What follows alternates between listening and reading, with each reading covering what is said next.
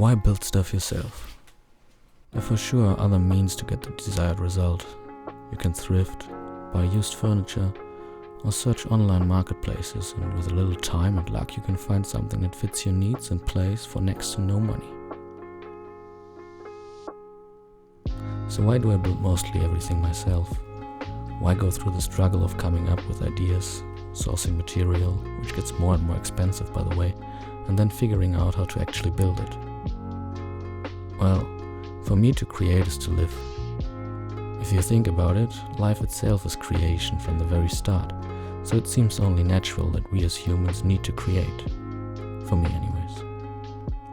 There's a desire to create, to make a place your own and leave your mark. Sometimes that is because you need something like these wardrobes that you just can't find anywhere else in these exact dimensions. Sometimes it's just fun. Normally a DIY project starts for me with a problem that needs fixing. We're living in our small Sweden house for a little over 3 years now, and we are running out of storage. You know how it goes. You get new and exciting stuff over the years, but the storage stays the same. We could have built more storage just as we moved in, sure. But for me, I like to let a place grow, let it show me over time what it could be. Only then can I find solutions that really make sense. After all this time you really develop a feel for what you need a place to be. After living in it and using it, it really shows what it needs to make your living situation more comfortable and practical, especially in small spaces. So after the problem reveals itself, we come into the next phase, the planning. Now, this phase very much varies and depends on the size, scope and demand of a project. Sometimes I don't plan at all. I just look at the problem, the available material, and start building. Sometimes I have to plan it out meticulously, like this staircase.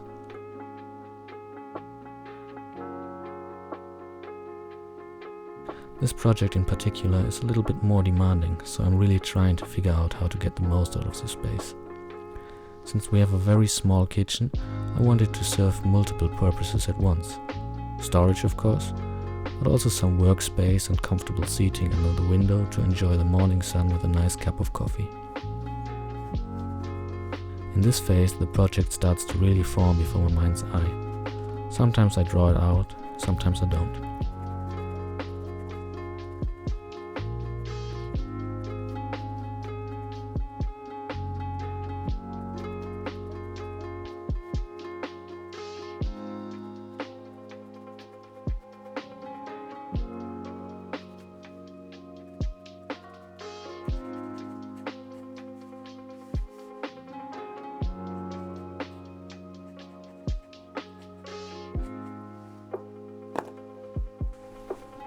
After forming a concrete idea and taking all the measurements, it's time to decide the available materials. Ideally, I use what's there, leftovers from other projects, reusing old furniture and so on.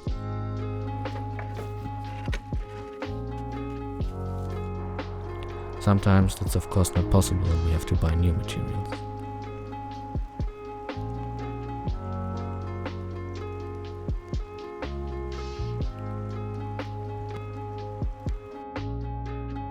After all that, it's time for building.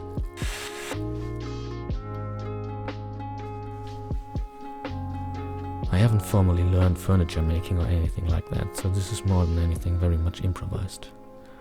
Since this isn't my first project of that kind, I can start building. But if I run into some roadblocks along the way, there are plenty of ways to figure it out. There's always a solution waiting on YouTube to be discovered. And this part is fun too, because it gives you the opportunity to learn something new and grow a little. Otherwise it's straightforward. If you can build a box, you can pretty much build anything else. It's all just some form of boxes.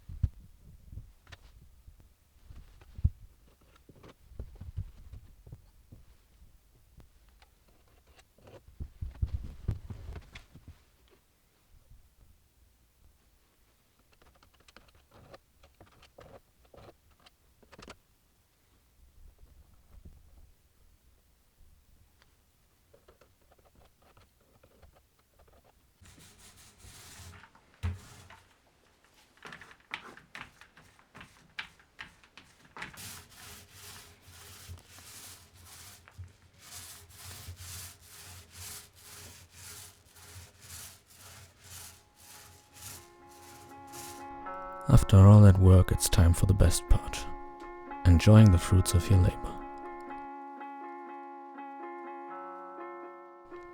And this is easily the number one reason why I like DIY, why I like building stuff. It enhances your space and every day you get to enjoy and use it. I really don't think you get that kind of satisfaction from just buying stuff.